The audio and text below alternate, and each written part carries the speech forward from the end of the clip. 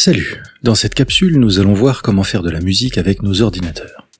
Attention, je parle bien de faire de la musique et pas de mixer ou remixer. Je vais essayer de vous montrer les principes de base de l'enregistrement et si vous n'avez pas d'instrument ou que vous voulez jouer de l'orchestre philharmonique chez vous, l'utilisation, sans rentrer dans les détails, des plugins d'instruments. Je vais essayer de rester le plus ouvert possible. Comprenez par là que même si j'utilise un logiciel particulier, les informations données seront normalement applicables aux autres logiciels. Par exemple, j'ai choisi de ne pas utiliser, si possible, les plugins fournis exclusivement avec un logiciel, car ils sont très souvent introuvables en dehors de celui-ci. Entrons dans le vif du sujet. Je suppose que vous avez déjà fait des recherches, je suppose aussi que parmi les résultats, Audacity est apparu en bonne position. C'est effectivement un très bon logiciel d'enregistrement, qui en plus a l'avantage d'être gratuit et multiplateforme. Malheureusement, à ma connaissance, Audacity ne permet pas d'utiliser des plugins d'instruments. Depuis peu, il permet d'importer des pistes MIDI, mais je n'ai pas encore trouvé comment utiliser mes instruments virtuels avec lui. Dans le cas où vous n'avez pas d'instrument, ma démonstration tombe à l'eau. Il n'en reste pas moins un très bon logiciel qui pourra vous rendre d'énormes services. Du coup, je l'utiliserai pendant les phases ne nécessitant pas d'instruments virtuels ou de plugins incompatibles. Dans mes vidéos, j'utilise les logiciels et plugins que je connais, mais je ne veux en aucun cas que vous pensiez ceci obligatoire. Je les utilise uniquement parce que j'y suis suffisamment à l'aise, ou que l'habitude et l'indolence me les font choisir plutôt que d'autres qu'il faudrait réapprendre. J'en utilise encore parce que je les ai eus gratuitement avec mon matériel de studio. Dans ce cas, je préciserai s'il est possible de les avoir sans acheter le dit matériel, et le cas échéant, à quel prix ils sont vendus séparément. J'aurais pu utiliser LMMS ou Ardour, que vous soyez sur GNU Linux, macOS ou Windows, car ces deux logiciels sont développés pour les 3 systèmes d'exploitation et ils sont gratuits, mais je ne les maîtrise pas assez pour pouvoir les utiliser comme support de formation. Nous allons donc partir du principe que vous n'avez pas de matériel spécifique pour vous enregistrer. Donc comment faire pour enregistrer votre instrument ou générer des sons d'instrument ou encore arranger votre idée avec uniquement un ordinateur. Lorsque vous voulez faire de la musique avec votre ordinateur et sans instrument, les seuls moyens à votre disposition pour la créer sont votre souris, touchpad, trackpad, votre clavier et votre écran s'il est tactile. Lorsque vous possédez un instrument acoustique ou amplifié, le plus simple est d'utiliser un micro. Si vous êtes sur ordinateur portable, il y a de fortes chances qu'un micro soit intégré, sinon il faudra trouver un micro compatible, utilisable avec votre ordinateur. Avant de sortir de l'ordinateur, focalisons-nous sur le possible sans achat. Alors commençons par ce qui fait mal, les différents logiciels et leur coût. Oui, je sais, je viens de dire sans achat dans la phrase précédente, suivez-moi jusqu'au bout, vous allez comprendre. Ils sont rangés dans la catégorie DAW, l'acronyme de Digital Audio Workstation, une station de travail du numérique. Oui. Il paraîtrait même que certains francophones extrémistes de la francisation parlent de Stan. C'est un logiciel qui va vous permettre de créer, enregistrer, mixer, éditer, arranger, etc., etc. En gros, de faire votre musique. Entre autres, grâce au fameux plugin d'instruments dont je parlais au début. Cela bien évidemment si vous partez sur l'option philharmonique à domicile. Ne vous inquiétez pas, si vous utilisez un quelconque instrument acoustique, nous allons voir comment en faire en même temps. Attention, ici je ne liste que les logiciels payants, évidemment. Les logiciels gratuits sont gratuits. Ce n'est pas pour forcer la main vers les solutions coûteuses, c'est uniquement pour bien vous montrer que si vous êtes sérieux quant à la qualité d'enregistrement de vos compositions, à un moment ou un autre, il ne vous restera plus d'autre solution que de vous tourner vers un de ces produits. Il existe, notamment grâce à la communauté du libre, des logiciels très corrects et gratuits.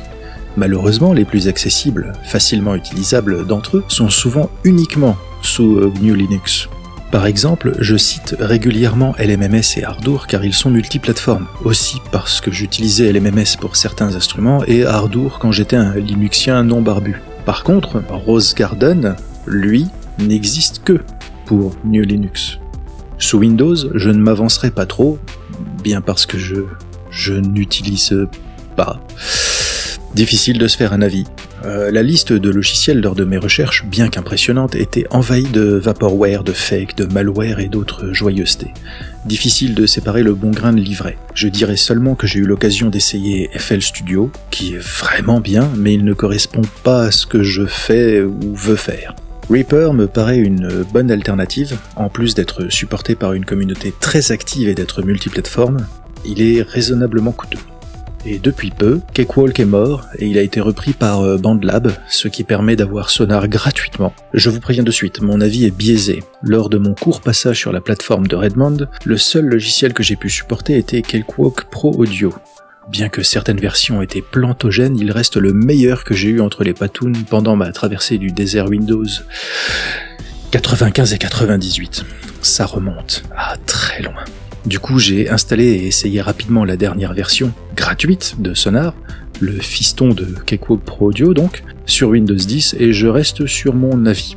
Bref, il est gratuit, donnez-lui une chance. Et enfin, MuLab, ou MuLab, que j'ai découvert il y a peu, qui semble très prometteur. Je ne parlerai que des plus emblématiques, GarageBand et Logic Pro 10. Pour faire simple, GarageBand est la version grand public, simple, bourré d'aide à la composition que je trouve extrêmement efficace pour faire des prototypes de morceaux. Alors que Logic Pro est un super GarageBand gonflé aux hormones piquées aux stéroïdes, débordant de fonctionnalités, mais il peut autant servir aux prototypes créés dans la salle de bain qu'à mixer une session studio professionnelle de plus de 250 pistes. Je donne ici les tarifs des versions les plus complètes lorsqu'il y en a plusieurs. Sauf si celles-ci sont liées à du matériel, comme par exemple la version HDX de Pro Tools, qui tourne autour des 11 000 € et qui peut grimper jusqu'à presque 20 000. Ouais, ça picote. Alors, pourquoi je préfère donner les prix des versions les plus chères ? Parce que je trouve que trop souvent, les versions gratuites ou soi-disant axées vers un certain public, j'expliquerai un peu plus tard ce concept commercial, sont juste trop dépouillées de fonctionnalités ou plugins qui devraient faire partie du logiciel. De mon point de vue, une version complète et une version gratuite ou de démonstration, ça suffit amplement, c'est tout ce qu'il faudrait. Au moment où je rédigeais le script de cette vidéo, j'ai découvert Pro Tools First, qui est gratuit, que j'ai testé et détesté. Et après avoir écrit et enregistré cette vidéo, j'ai vu que Sonar, la branche Sonar de Gibson, a fait faillite et qu'elle a été rachetée par BandLab, et du coup maintenant Sonar est gratuit. Je vais parler un petit peu de Ardour. J'ai mis variable pour le tarif, parce que en gros, jusqu'à 44 $, vous aurez la version actuelle et sa mise à jour suivante. À partir de 45 $, vous aurez la même chose et en plus accès aux versions journalières de développement. La version gratuite, qui en fait est une version de démo, coupe le son périodiquement au bout de 10 minutes. Je comprends la politique d'Ardour. Vous payez pour télécharger des versions prêtes à l'emploi, ce qui permet de payer les développeurs qui font ces versions pour vous. Mais rien ne vous empêche de télécharger gratuitement le code source complet et de compiler vous-même le programme. Du coup, il est gratuit.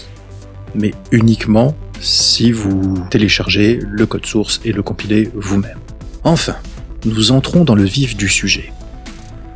Une petite parenthèse, rapide ou pas, sur les microphones. J'ai à ma disposition des microphones de différentes qualités et caractéristiques.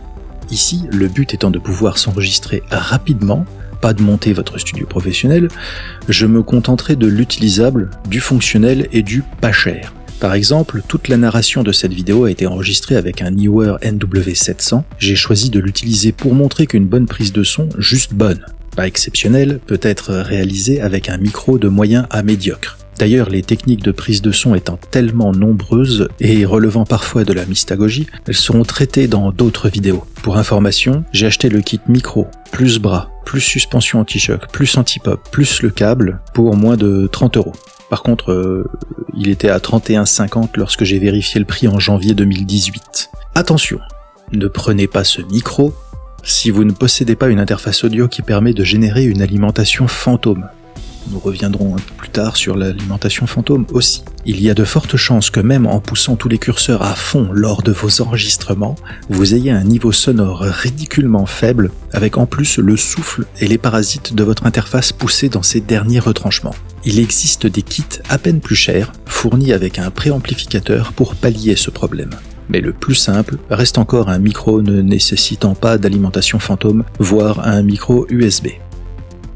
Je vais à présent utiliser Audacity pour enregistrer ma guitare en utilisant le micro intégré de mon iMac pour simuler un enregistrement à la maison d'un brouillon de composition sur, par exemple, un portable, si vous êtes dans la situation portable, tout simplement.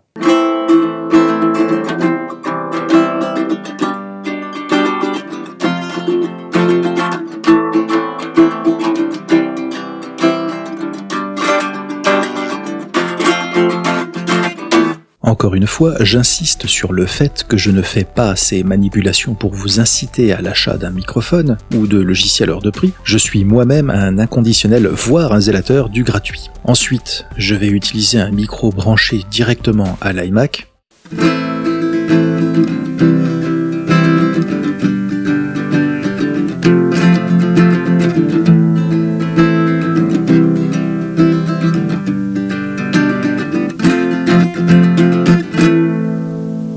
Et pour finir, le micro que j'utilise depuis le début de cet enregistrement qui est branché sur ma carte son externe.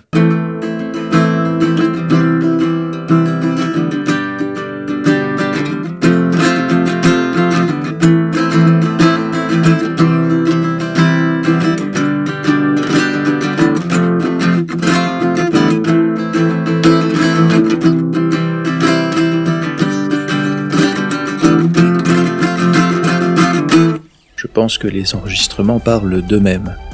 Passons maintenant au cas des instruments virtuels. Lorsque j'ai parlé d'Audacity en début de tutoriel, j'avais prévenu qu'il ne conviendrait pas dans ce cas. Voyons les autres possibilités qui s'offrent à nous. J'ai essayé Pro Tools First, et j'ai voulu partir en courant avant même d'avoir réussi à lancer le programme. Voici pourquoi. Le fait de limiter à l'utilisation des plugins internes, mais rien ne vous empêche d'en acheter dans le store intégré, mais oui, évidemment. La limitation à 3 projets, donc en gros 3 chansons. 3, bordel. Le tout avec un système de compte cloudesque. Vos chansons sont stockées sur votre compte à vide, pas sur votre ordinateur. J'ai des remontées de billes rien que d'essayer d'en parler. Et pour achever le massacre, l'obligation d'avoir un compte iLock. Non, beaucoup trop de limites et de complications avant même de pouvoir ne serait-ce que l'utiliser pour un programme gratuit. Pour débuter, c'est rédhibitoire. Mon avis, non, il n'engage que moi, mais c'est... Reaper fonctionne sans limite pendant 60 jours et ne coûte que $60, et à la différence de beaucoup d'autres, $60 n'égale pas 60 €, 50,84 en janvier 2018.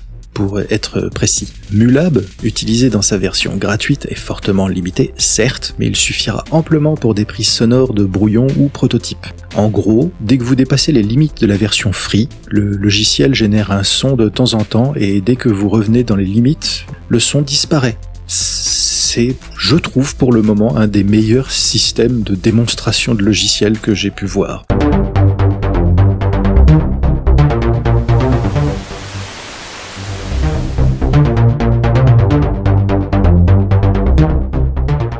Pour ma part, j'utilise Logic Pro, mais dans ce tutoriel, GarageBand fera très bien l'affaire. De plus, son interface commode sera moins rebutante pour débuter. Et surtout, je pense qu'il me sera plus facile d'expliquer des concepts simples avec une interface simple.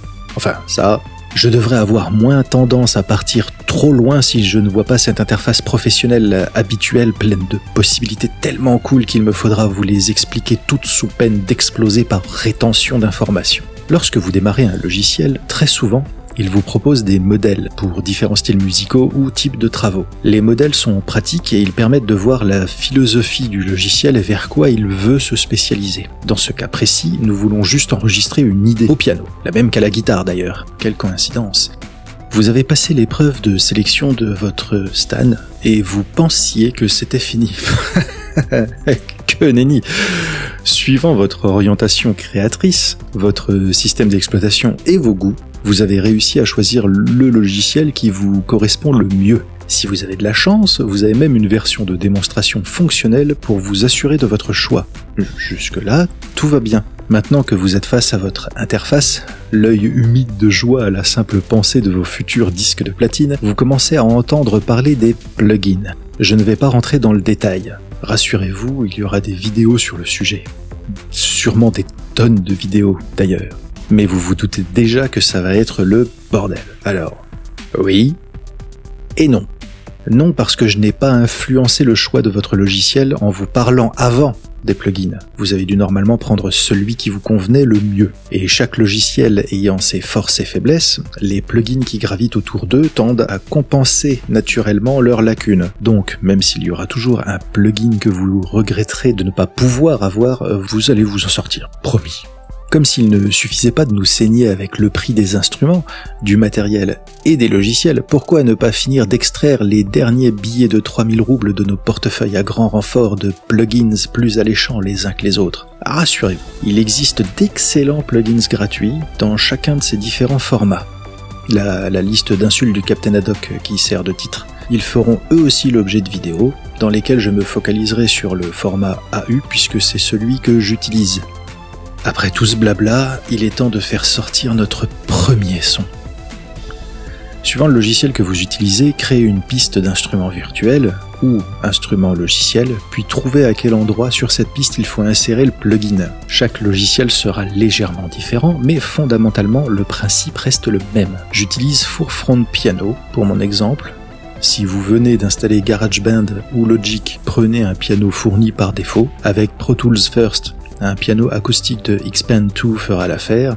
Avec LMMS par contre, prenez n'importe quel synthétiseur qui fait poète-poète en 8 bits rétro. Bref, vous voyez le concept. Nous avons l'ordinateur, la stan, le plugin.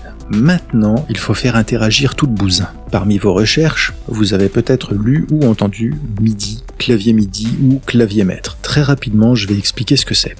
Tout comme votre clavier vous permet de taper du texte, un clavier MIDI ou clavier maître vous permet de taper des notes. Le mot MIDI est un acronyme de Musical Instrument Digital Interface. Donc en gros, clavier MIDI est un clavier qui utilise une norme qui lui permet d'envoyer des informations qui seront comprises par votre ordinateur comme étant des notes de musique. Voilà, en gros et de très loin. Bon alors oui, vous allez me dire, on n'a pas de clavier MIDI, nous, qu'à cela ne tienne. C'est justement là que votre logiciel va intervenir. Dans mon cas, grâce à la saisie musicale. Chaque logiciel utilise approximativement les mêmes systèmes, a les mêmes principes et grosso merdo peut faire les mêmes choses, mais avec des noms différents. Par exemple, Virtual MIDI Keyboard pour Reaper et saisie musicale pour Logic. Et rien dans Pro Tools. Heureusement, il existe VMPK, Virtual MIDI Piano Keyboard, une application multiplateforme qui permet d'utiliser votre clavier d'ordinateur comme clavier MIDI. L'avantage qu'a Logic dans ce cas, c'est qu'il montre la disposition de votre clavier d'ordinateur. Je trouve que c'est plus facile à appréhender. Je ne vous cache pas que le plus difficile lorsque l'on change de logiciel n'est pas de retrouver des plugins d'instruments virtuels ou d'effets. Non, oh là là, loin de là. C'est de trouver comment les développeurs ont décidé d'intégrer tel ou tel outil que vous utilisiez dans votre autre logiciel. Ici, la saisie musicale clavier virtuel facilite grandement la composition, même si vous êtes sur un ordinateur portable. C'est beaucoup moins fastidieux que de devoir rentrer note après note à la souris, par exemple. Au final, il n'y a pas de stan meilleure qu'une autre. Il n'y a que celle qui vous correspond le mieux. Dans la course que se livrent les éditeurs, chaque bonne idée sera à un moment ou à un autre récupérée puis intégrée comme une nouveauté sous un autre nom par chaque concurrent. Et en fin de compte, ce sont nous les utilisateurs qui en profiterons. Si vous avez des questions, des idées, des commentaires ou des critiques constructives, n'hésitez pas.